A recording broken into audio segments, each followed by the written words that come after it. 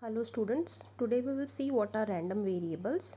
Okay, whenever we perform an experiment such as tossing of a coin experiment, the outcomes are abstract such as heads and tails, or sometimes we can perform an experiment whose answer can be yes or no. Okay, and such experiments. But basically whenever we want to do further processing, whenever we want to process this particular information further using mathematical expressions or whatever, then obviously we need to relate these particular or map these particular outcomes, that is heads or tails, to some particular real numbers. Okay, so for example, heads can be mapped to a 0, tail can be mapped to a 1, or yes can be mapped to a 0, no can be mapped to a 1, and so on and so forth. So basically a random variable, okay, it is in whenever we conduct an experiment, it is convenient to assign a variable to these experiment, and that outcome depends on the value of the variable. So random variable is basically a function whose domain is the entire sample space, what it spans the entire outcomes, whatever the outcomes are, okay, and whose range is some set of real numbers. So whenever the outcome of the experiment is capital S, the random variable is denoted as capital X of S, or simply we can call it as capital X. Okay, so consider another experiment. Consider throwing of a die as an experiment. It will have 6 sample points or 6 outcomes, that is we can get a 1 or a 2 or a 3 or a 4 or a 5 or a 6. So here if we take a function, okay, if we identify the sample point, we can call that sample point as some small k, okay, with the event that k dots are showing when the die is thrown. Then we can have a random variable assigned in such a way, that rule can be defined in such a way that x of k is equal to k. Okay, so whenever x of k is equal to 3, whenever the value is 3, it means that a 3 is showing on the die. All right, so similarly we can have another experiment. So basically random variables are mathematical functions which map all the elements of the random sample space on the real line.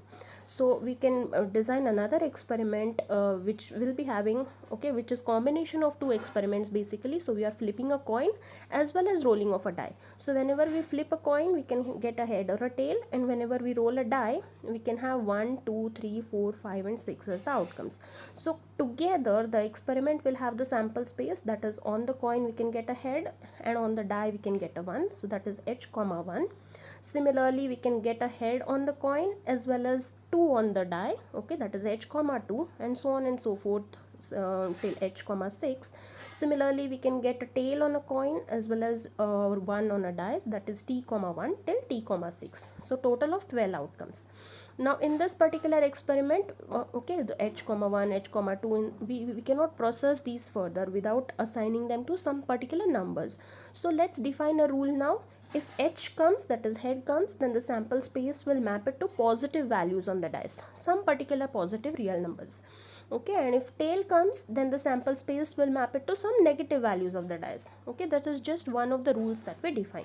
Alright, so as you can see, h comma 1 is assigned to a number 1, that is positive number 1, h comma 2 is defined as positive 2, h comma 3 is defined is mapped, it's called as number 3, that is on the real line. Okay, similarly whenever a tail comes up, that is t comma 1, you can see that it is assigned to a negative number, that is minus 1, t comma 2 is assigned to minus 4, t comma 3 is assigned to minus 9. Okay, so it follows some kind of pattern, but obviously the numbers are quite random in nature.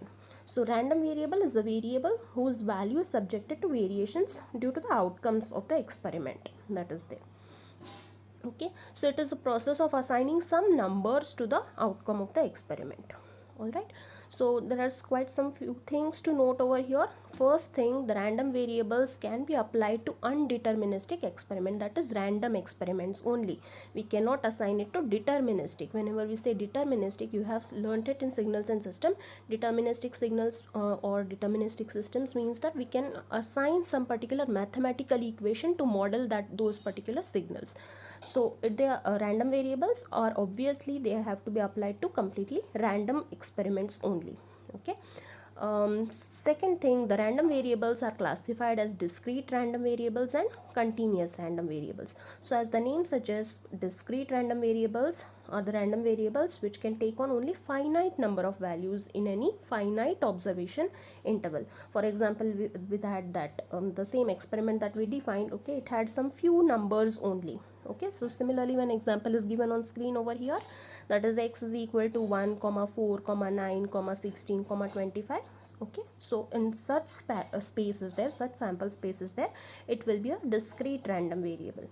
Okay, similarly continuous random variable, if the random variable can take on any value in the whole sort of observation interval, okay, then x is a continuous random variable, it can take continuous values in the observation interval.